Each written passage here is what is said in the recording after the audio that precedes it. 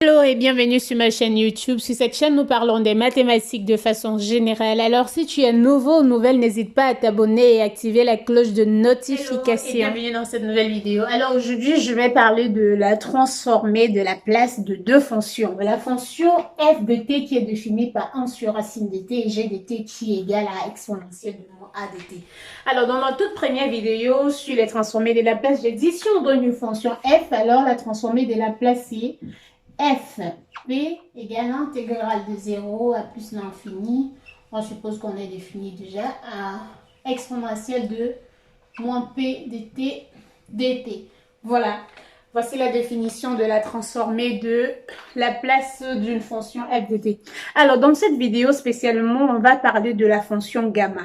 Gamma, pourquoi? Parce que ici, si on veut calculer par exemple, voilà, disons pour f là, la transformée de la place de f deviendra dans l'intégrale de 0 à plus l'infini. Je remplace, j'aurai exponentielle de moins pt divisé par racine de t. Alors, vous vous rappelez, il y a le tableau que j'avais donné la dernière fois où vous pouvez calculer directement cette intégrale. Mais ceci, alors, pour calculer cela, dans la suite, on va spécialement utiliser la fonction gamma. La fonction gamma qui a été présentée pour la première fois en 1729 par Euler comme la limite d'un produit de fonction. Alors ici, je vais présenter le fait que la fonction gamma, en fait, est un prolongement de la fonction ou du factoriel que vous connaissez déjà dans N, un prolongement qui peut aller dans R ou dans C. Alors pour cela, comment est-ce qu'on définit cette fonction gamma? Si je prends Z appartenant à C, telle que la partie réelle de Z est supérieure à 0, alors gamma de Z est égal à celle de moins T dt. Alors voilà l'expression de la fonction gamma Z. Alors, gamma, en faisant une intégration par partie, on montre que gamma de Z plus 1 est égal à Z de gamma de Z. Alors, cette fonction gamma admet plusieurs propriétés que je vais présenter dans d'autres vidéos. Ici, je vais me concentrer spécialement sur le fait que la fonction gamma vérifie une certaine propriété de multiplication. En fait, si gamma de Z fois gamma de Z plus 1 divisé par M fois gamma, M bien sûr c'est un élément qu'on peut prendre dans N.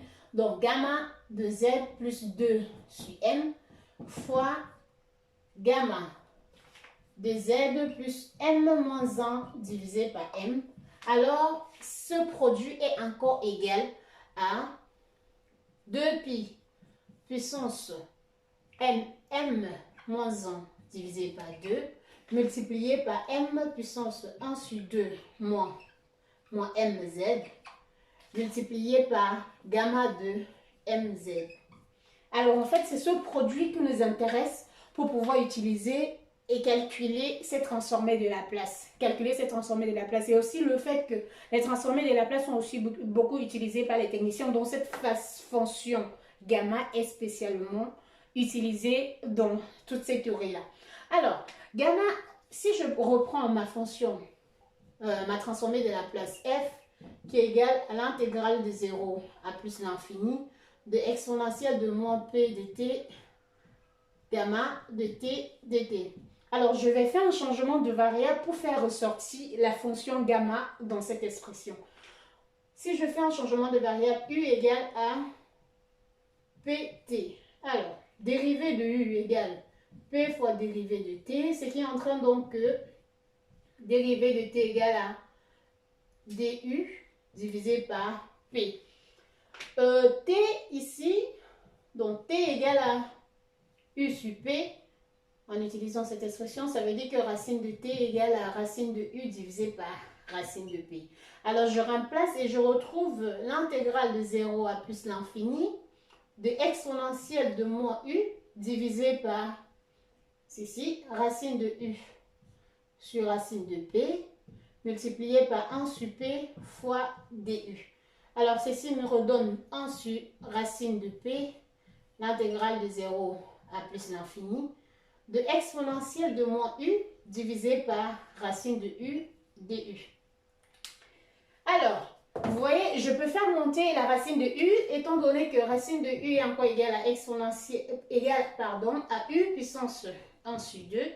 Alors, si je fais remonter, j'aurai 1 divisé par racine de p fois l'intégrale de 0 à plus l'infini de u puissance moins 1 sur 2 fois exponentielle de moins u du. Alors, une remarque sur le fait que si je remplace z par 1 sur 2, alors j'aurai 1 sur 2 moins 1. Alors, donc, vous voyez, si je remplace gamma, par exemple, gamma de 1 sur 2 est égal à l'intégrale de 0 à plus l'infini de exponentielle de, pardon, pas exponentielle, là, avec cette formule, t puissance 1 sur 2 moins 1, donc moins 1 sur 2, multiplié par exponentielle de moins t multiplié par dt. Alors, vous pouvez constater que dans notre expression de là, on a exactement gamma de 1 sur 2. Alors, notre f de p est égal à 1 divisé par racine de 2 fois gamma de 1 sur 2. Alors, par la suite, gamma de 1 sur 2 égale à quoi? Et comment est-ce qu'on calcule ce gamma de 1 sur 2? Alors, ce qu'il nous reste à calculer maintenant, c'est la valeur de gamma 2. Alors, pour calculer cette valeur de gamma 2, j'utilise ce produit qui est donné de l'autre côté. Alors, si je prends m égale à 2, j'aurai gamma de z fois gamma de z plus 1 sur 2 égale, le produit c'est 2pi puissance m qui est égal à 2, donc j'aurai 1 sur 2, multiplié par 2 puissance 1 sur 2 moins m fois z, donc 2z, multiplié par gamma de m, 2 multiplié par z. Ce qui nous donne racine de pi, 2 puissance 1 moins 2z, fois gamma de 2z. Alors, j'ai oublié de préciser au départ sur le fait que gamma de 1 était égal à 1. Ça, c'est aussi. Et aussi préciser le fait qu'avec le prolongement dont on a parlé de la fonction gamma, si je prends un élément n dans grand N, gamma de n plus 1 est égal à factoriel de n. C'est d'où vient le lien avec ce prolongement dont on parle. On va parler de la fonction gamma dans une autre vidéo. C'était juste une parenthèse. Alors ici, si je prends z égale à 1 sur 2, parce que l'essentiel c'est de trouver gamma de 1 sur 2 qui est donné là. Donc, mon objectif c'est de trouver gamma de 1 sur 2. Alors, n'oublie pas. Donc, si je prends z, en prenant z égale à 1 sur 2, j'aurai gamma de 1 sur 2 fois gamma de 1 sur 2 plus 1 sur 2, donc de 1, égale à racine de pi fois 1 puissance fois z, pardon, z qui est égal à 2. Donc 2 fois 2, ça me donnera 1, donc j'aurai 2 puissance 0. Et là, j'aurai gamma de 1. Donc je peux simplifier.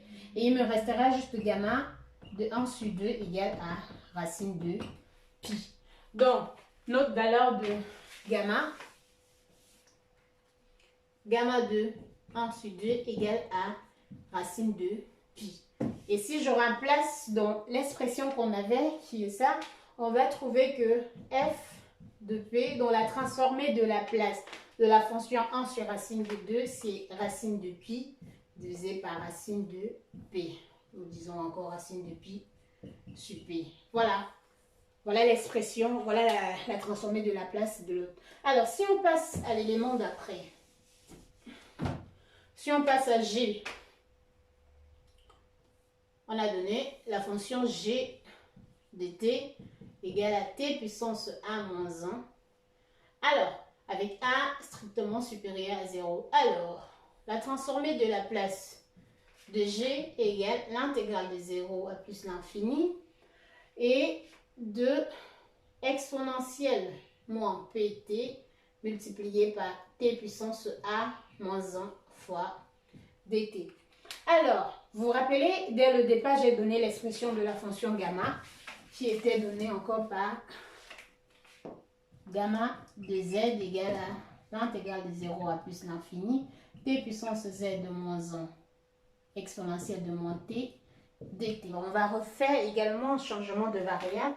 Donc, je vais prendre u égale à moins pt. Alors, ceci veut tout simplement dire que du égale à p dt. Donc, on aura 1 divisé par p ou du divisé par p égale à dt. Alors, si je remplace, ça veut tout simplement dire que, continuons de ce côté, ça veut tout simplement dire que u divisé par p est égal à t. Ce qui est en train donc que t puissance a moins 1 est égal à u puissance a moins 1 divisé par p puissance a moins 1. Alors, si je remplace dans l'expression, j'aurai g, la transformée de la place de g qui égale l'intégrale de 0 à plus l'infini et exponentielle de moins u divisé par p, parce qu'on a dérivé de t qui égale donc p multiplié par u puissance a moins 1 divisé par p puissance a moins 1 fois du. Ce qui nous donne l'intégrale de 0 à plus l'infini de u puissance a moins 1 exponentielle de moins u divisé par p puissance a fois dt. Ça donne 1 sur p puissance a fois l'intégrale de 0 à plus l'infini de u puissance a moins 1 exponentielle de moins u dt. Alors, observez bien cette expression. L'expression de la fonction gamma est exactement égale à cette expression. Alors, c'est ce qui revient ici. Là, il y a un plus A est positif. Donc, on est capable d'écrire exactement le fait que la transformée de la place de G est égale à 1 divisé par P puissance A fois gamma de A. Donc, au final, G P égale à gamma de A divisé par P puissance A.